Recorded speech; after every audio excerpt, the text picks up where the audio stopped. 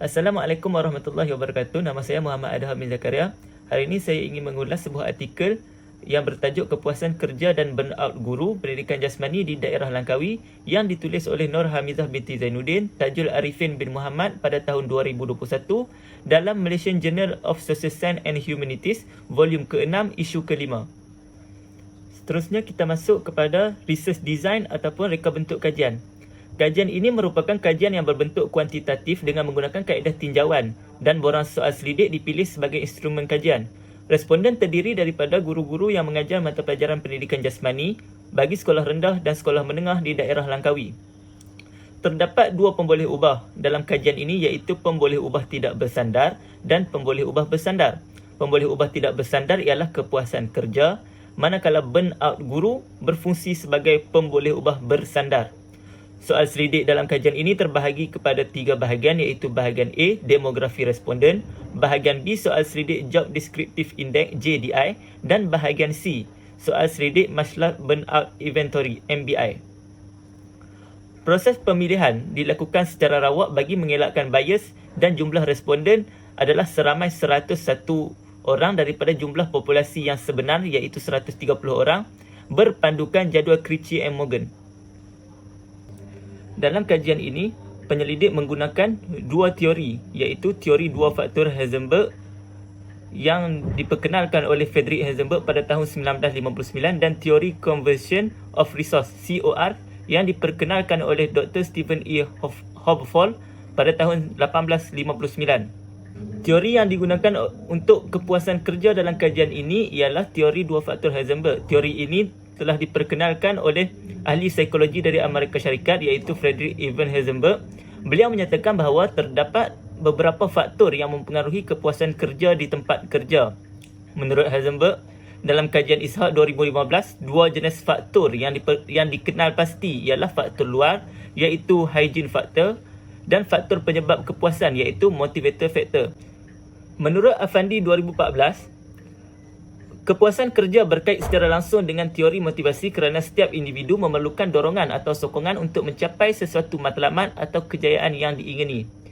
Kajian ini juga dilakukan berdasarkan teori Conversation of Resource COR untuk menjangkakan burnout guru yang diasaskan oleh Dr. Stephen E. Hobsbawm pada tahun awal 1989.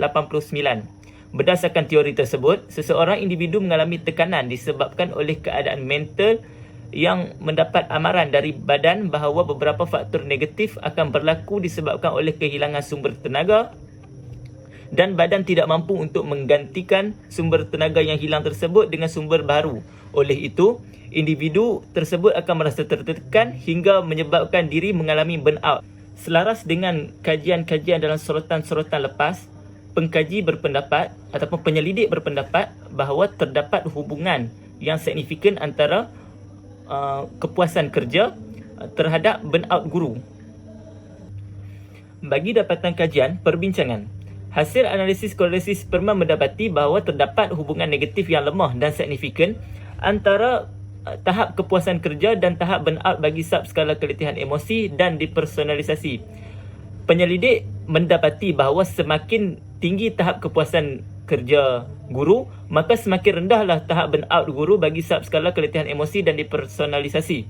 Bagi hubungan antara kepuasan kerja dan dengan subskala pencapaian peribadi pula, hasil dapatan menunjukkan tidak terdapat hubungan yang signifikan antara kedua-dua pemboleh ubah tersebut. Ini menunjukkan kepuasan kerja tidak mempengaruhi keupayaan profesional guru dalam menjalankan tugas sebagai seorang pendidik. Dapatan ini bertentangan dengan dapatan kajian Roy dan Kumar 2018 di mana hubungan yang positif dicatatkan bagi kepuasan kerja dengan skala pencapaian peribadi. Pengkaji mendapati hasil kajian bahawa secara keseluruhannya guru-guru PJ di daerah Langkawi berpuas hati dalam menjalankan tanggungjawab sebagai pendidik kerana mereka mempunyai tahap kepuasan kerja yang tinggi. Buktinya, sekomin keseluruhan tahap kepuasan kerja guru PJ di daerah Langkawi menunjukkan berada di paras yang tinggi. Oleh itu, keputusan ini jelas selari dengan hipotesis awal yang dibuat oleh pengkaji, iaitu bahawa terdapat hubungan signifikan antara kedua-dua pemboleh ubah tersebut. Oleh itu, secara kesimpulannya, kepuasan kerja seseorang individu ataupun guru itu sendiri perlu dipenuhi bagi mengelakkan berlakunya burnout. Saya berpandangan bahawa terdapat beberapa penambahbaikan yang boleh dibuat bagi mengukuhkan lagi kajian ini. Yang pertama adalah membuat kajian melibatkan sampel yang lebih besar dan tidak mengahadkan kepada sesuatu ataupun tidak mengahadkan kepada guru PJ sahaja. Membuat kajian secara meluas. Dan yang kedua adalah kesinambungan daripada yang pertama tadi, iaitu tidak mengahadkan responden seperti di sesebuah daerah sahaja, mengkaji secara luas. Dan yang ketiga adalah mengambil kira juga faktor lain seperti motivasi ataupun personality guru, seseorang guru itu sendiri dalam mengkaji burnout guru. Dan yang terakhir adalah boleh juga menjalankan semula kajian ini kerana kajian ini dijalankan ataupun diambil soal selidik itu semasa fasa PKP ataupun fasa pandemik. Ianya juga boleh mempengaruhi dapatan kajian.